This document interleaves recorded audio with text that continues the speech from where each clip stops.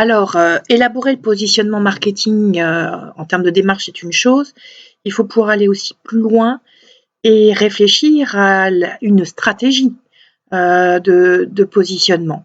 Alors, on va voir entre guillemets 2 raisonnements pour définir cette stratégie de positionnement, c'est-à-dire faire des choix au-delà même de la nature de la source de différenciation, qui va être de savoir quel type de stratégie de positionnement on va mettre en œuvre.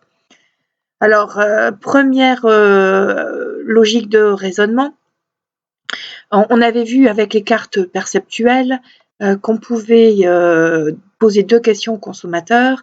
La première question étant quelles sont les sources de différenciation auxquelles il accorde de l'importance et sur lesquelles il perçoit des différences entre les marques. Et une deuxième question qui est comment il perçoit votre marque, il évalue votre marque ainsi que les marques concurrentes.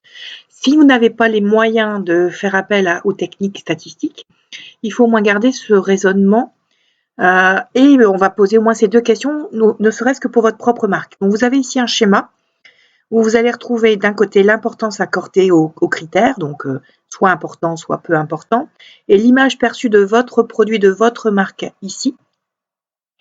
Et vous allez au moins appliquer le raisonnement et vous allez voir qu'en fonction du raisonnement suivi, la stratégie de mise en œuvre n'est pas non plus de même nature et pose d'autres difficultés. Alors, on va prendre un exemple pour bien comprendre ce qui va se passer en analysant ce schéma. On va prendre l'exemple du lancement de la voiture, la Smart. Je pense que tout le monde voit bien ce dont il s'agit. Et vous allez essayer de réfléchir sur me trouver, à votre avis, quel serait l'élément sur lequel la Smart était bien perçue sur le marché français au moment de son lancement. Et c'était un critère qui était perçu comme étant, à votre avis, important aux yeux du consommateur. Donc ici, alors ma petite flèche, pardon. Donc ici, quel était le critère sur lequel la Smart était à la fois bien perçue et qui était un critère important. Vous allez essayer de réfléchir aussi sur quel est le critère auquel vous pouvez penser, qui était important aux yeux du consommateur et sur lequel la Smart n'était pas forcément très bien évaluée. Hop, hop, toujours ma flèche ici. Ensuite, un critère qui n'est pas au départ perçu comme fondamentalement important par les consommateurs, mais qui correspondait à un atout et sur lequel la Smart était bien perçue, évaluée. Donc, on retrouve la petite flèche qui veut bien venir ou pas. Hop, ici. Et enfin, un critère à la fois sur lequel la Smart est mal perçue, mais qui finalement, fondamentalement, n'est pas quelque chose de perçu comme étant important par le consommateur. Donc, cette dernière case, là, ici. Donc, vous avez réfléchi. Alors, voici un petit peu à quoi ça correspond. Donc, si on prend la Smart, un critère sur lequel la Smart était bien perçue et qui était perçu comme important aux yeux du consommateur, c'était sa taille pour pouvoir se garer facilement en milieu urbain. En revanche, la France a été un des pays qui a adopté le moins rapidement la Smart, notamment par rapport à l'Allemagne, parce que justement le prix était un problème. C'est-à-dire que c'est un critère important aux yeux des consommateurs qui achètent un véhicule, et la Smart était mal évaluée parce que les gens n'étaient pas prêts à payer le prix d'une voiture 4 portes pour une voiture qui ne faisait que 2 portes. Donc on va voir que chacun de ces items pose problème. Enfin, il y avait le design de la voiture qui est assez particulier, mais qui plaisait, mais qui n'était pas le critère fondamental de choix de ce véhicule. Et puis, il y a un aspect sur lequel le véhicule n'était pas forcément très bien perçu, mais finalement qui n'était pas perçu comme étant important pour des gens qui voulaient une voiture urbaine pour des petits trajets courts, c'était le coffre et la taille du coffre. Donc, on a ces quatre critères qui correspondent chacun à une problématique et une stratégie particulière de positionnement. Si l'on devait avoir votre réflexe de base, sur quoi communiqueriez-vous? Quel serait le positionnement que vous mettriez en avant? On peut parier que vous mettriez en avant justement la fameuse taille. Ce qui intéresse le consommateur, c'est de pouvoir se garer facilement en milieu urbain. Et c'est d'autant plus intéressant que finalement, on peut appeler ça une stratégie d'accompagnement dans le sens où le consommateur perçoit déjà du bien du produit. Et puis finalement, c'est un fonds de commerce sur lequel vous pouvez vous dire, je vais bâtir ma communication et ma stratégie de positionnement. Ceci dit, cela pose deux conditions, deux problèmes. Vous ne pouvez mettre en œuvre cette stratégie que sous réserve. Alors j'essaye de récupérer ma petite flèche, je suis désolée. Ma petite flèche qui se fait la malle. Sous deux réserves.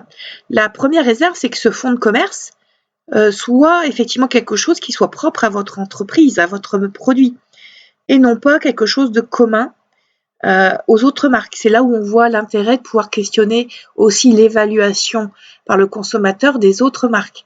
Donc là, comme on fait le schéma que par rapport à son propre produit, il faut encore se poser la question de savoir est-ce que c'est quelque chose qui est un avantage distinctif ou non. Or, par exemple, pour la Smart, vous aviez ne serait-ce qu'un autre type de véhicule qui était petit pour se garer au milieu urbain, c'était la Mini. Donc, ce n'est pas non plus un avantage exclusif. Donc, première condition, vérifiez que votre fonds de commerce soit effectivement différenciateur. Deuxième condition, ça se situe ici, c'est la problématique dans le cas de la Smart du prix, c'est-à-dire l'apparition de ce qu'on appelle un problème marketing. Et le problème marketing est en fait quelque chose à résoudre avant d'aller vers une stratégie d'accompagnement. Donc, c'est la première stratégie malheureusement à mettre en œuvre, c'est-à-dire ce qu'on appellera une stratégie d'amélioration, d'essayer de régler le problème marketing. Tant que le problème du prix n'est pas réglé en ce qui concerne la Smart, les gens n'adoptent pas et n'achètent pas le véhicule, en dépit de cet avantage bien perçu de la taille. Donc, il faut d'abord régler le problème du prix. Alors, pour l'exemple, dans le cadre de la Smart, qu'a fait l'entreprise pour essayer de réduire cette problématique? Alors, première logique, ils ont essayé alors on peut déjà essayer de faire des offres promotionnelles d'entrée, réduction de prix, etc. Ça fait partie des stratégies possibles de réduire la perception du prix. Dans le cas de la Smart, ce qu'ils ont essayé de faire, c'est de mettre plein de choses en option pour baisser la perception du prix de base du véhicule. Le problème, c'est que le consommateur remettait quand même les options qui étaient quand même souvent perçues comme étant nécessaires dans le cas du véhicule, et donc ça ne bougeait pas la perception du prix. Donc leur première stratégie, on va dire, d'essayer de voir comment on peut réduire la perception du prix, n'a pas fonctionné. Alors on peut revoir aussi la chaîne de production, voir si on peut trouver concrètement des modalités pour réduire le prix de façon durable et stable et non pas éphémère ou uniquement perceptuelle. Mais le fait est que pour la Smart, ils n'ont pas réussi à trouver le moyen de réduire la perception du prix dans l'esprit des consommateurs. Alors, qu'est-ce qu'on fait dans ce cas-là? Ça ne sert à rien de communiquer sur la taille tant qu'on n'a pas réglé le problème du prix. Donc, il faut bien trouver un moyen de régler le problème du prix. Alors, dans ce cas-là, ça passe en général par ce qu'on appelle une resegmentation positionnement. Alors, effectivement, la Smart, au départ, était avisée, entre guillemets, de tout public en milieu urbain. C'était de toute façon un positionnement est établi pour une cible donnée. Donc là, il faut d'abord revoir la cible et chercher des cibles pour lesquelles il n'existe pas ce problème marketing, pour lequel la taille est un argument suffisamment moteur sans avoir de problème marketing à réguler. Et ils ont trouvé deux resegmentations possibles pour la Smart. La première resegmentation, c'était la cible plutôt profession libérale qui doit d'une part livrer des petits colis en milieu urbain, donc faire des arrêts fréquents, et des livraisons de petits colis en milieu urbain. Donc ça pouvait être de la livraison de petits colis, ou aussi les agences immobilières qui ont besoin de faire des arrêts fréquents pour faire les visites, pour se déplacer dans les milieux urbains pour faire les visites immobilières, et pour lesquelles, en tant que budget professionnel, il n'y a pas la même contrainte sur la notion du prix. Donc on va repositionner pour une cible bien précise. Une deuxième cible possible de repositionnement, ça a été aussi la cible des bobos parisiens. pour lesquels le design particulier de la Smart a été un facteur apprécié et pour lequel le prix n'était pas un problème majeur. Et donc l'objectif était là d'orienter le design, où pour la cible bobo, le design n'était plus en fausse force marketing, mais se retrouvait ici au niveau, comme pour la taille, en fonds de commerce. Donc le travail de resegmentation est souvent nécessaire quand vous avez un problème marketing qui est d'abord le problème prioritaire à résoudre avant de s'intéresser à une stratégie d'accompagnement s'appuyant sur un fonds de commerce qui doit être différenciateur. En ce qui concerne ici donc la fameuse fausse force marketing, le design. Ça pose le problème des petits acteurs qui sont souvent positionnés sur une autre cible, pour lequel le design pourrait être un fonds de commerce, mais qui n'est pas partagé par l'ensemble du marché. Et je vous rappelle que c'est ce qu'on avait vu au niveau de la notion de la vision marketing du produit, de l'évolution du design dominant, c'est-à-dire que le problème, c'est que les leaders du marché vont essayer de banaliser cette fausse force marketing, la banaliser dans un fonds de commerce, mais qui n'est pas différenciateur. Alors, je recherche ma petite flèche qui est repartie. Désolée. Cette fausse force qui est la faire banaliser en la faisant rentrer en fonds de commerce, mais un fonds de commerce non différenciateur, puisque absorbé par les marques leaders et proposé un peu partout, et que c'est un moyen pour les leaders d'assurer la dynamique du marché en éliminant, qui plus est, l'avantage concurrentiel de petits acteurs.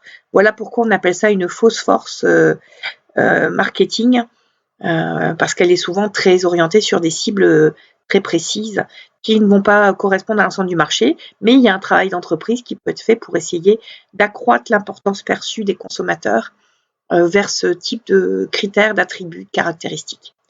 Quant à la problématique ici du coffre en tant que tel, c'est un non-problème, c'est un faux problème. En fait, ça n'apporte rien, ça ne fait pas avancer le schmilblick. Donc, on s'en préoccupera pas ou peu. Donc, voilà, première étape, c'est le raisonnement à avoir. Et vous voyez que déjà, on peut identifier 3 types de stratégies possibles.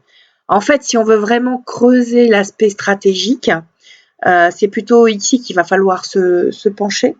Et il va falloir que vous raisonniez en vous demandant qu'est-ce que vous voulez vraiment mettre en avant comme source de différenciation. Alors, première option possible, c'est une stratégie plutôt catégorielle. En fait, on ne se positionne pas en tant que marque en se différenciant. Tout va être orienté sur la catégorie de produits. Nous, on a vu le cas, par exemple, sur le jus de grenade. Le jus de grenade qui a été à un moment donné encensé par la presse parce que c'était un marché en émergence. Résultat, on a plus d'une vingtaine d'acteurs qui se sont rués sur ce segment, mais qui restaient en émergence, qui n'étaient pas en croissance.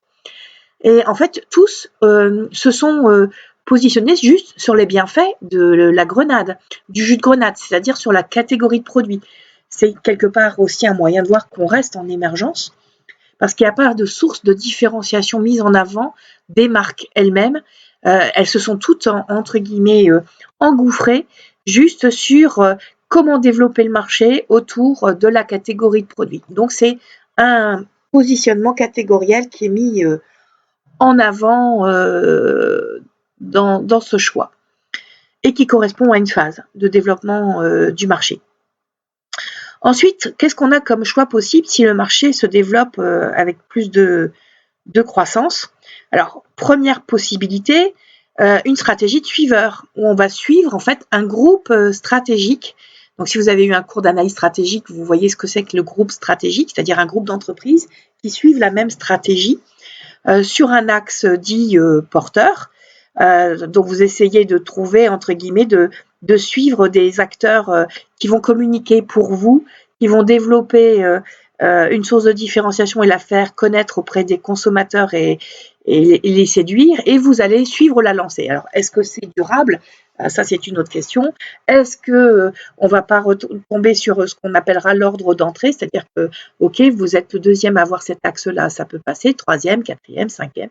Bon, voilà. Plus vous allez être nombreux à suivre cet axe, plus on va avoir un problème de différenciation et cela va poser, entre guillemets, la question de l'intérêt de cette stratégie. Autre approche possible, c'est se baser plutôt sur son atout.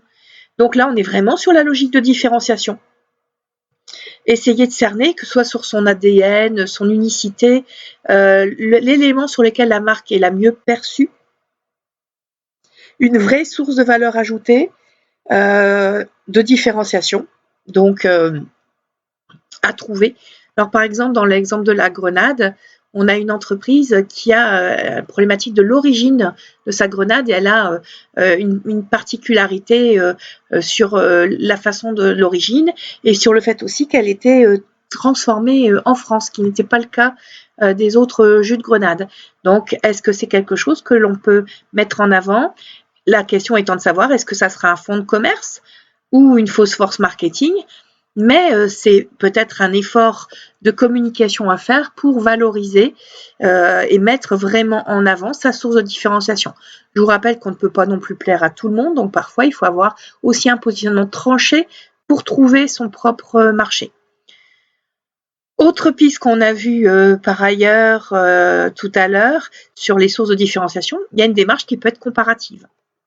C'est une stratégie de comparaison possible, donc de mettre en avant le fait d'être le plus récent, le leader, celui qui en fera plus, etc. Donc, ou une exclusivité, mais pas forcément d'être le meilleur.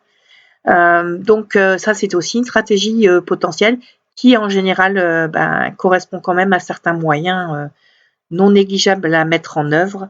Donc, ça concerne souvent quand même des acteurs assez puissants, assez dominants. Ensuite, vous avez une stratégie potentielle qui va renvoyer vers ce qu'on verra en stratégie concurrentielle, le marketing guerrier, la stratégie du maillon faible, qui est finalement comment attaquer un plus puissant que vous, ou attaquer ou se différencier d'un acteur qui va être de toute façon beaucoup plus puissant et vous vampiriser. C'est de se positionner sur son maillon faible. Alors si vous prenez par exemple Ikea est présent sur les centres commerciaux en périphérie. Du coup, la marque Habitat s'était repositionnée sur les centres-villes urbains en attaquant le point faible là où l'autre n'est pas présent. Et vous avez vu par exemple que dans les enseignes de distribution, ça fait partie un petit peu des logiques de jeu entre les galeries commerciales, le milieu urbain, les petites supérettes d'enseignes d'hypermarché mais de proximité. Il y a bien un jeu comme ça d'avancer sur les maillons faibles des autres concurrents pour aller là où les concurrents ne se sont pas encore confrontés au niveau du marché. Et puis, il reste une stratégie possible qu'on voit en matière d'innovation, qu'on appelle celle de l'océan bleu. Alors, le principe de l'océan bleu, c'est d'essayer de défricher un territoire vierge, de s'absoudre, entre guillemets, du marché existant, donc de réinventer le marché. Et donc là, ça renvoie vers ce qu'on a vu sur le canevas stratégique, le nouvel espace stratégique.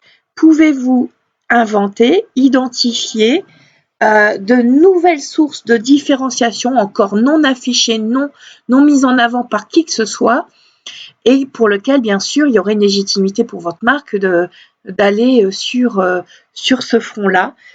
Donc, de déplacer finalement le territoire vers un territoire vierge sur lequel se positionner.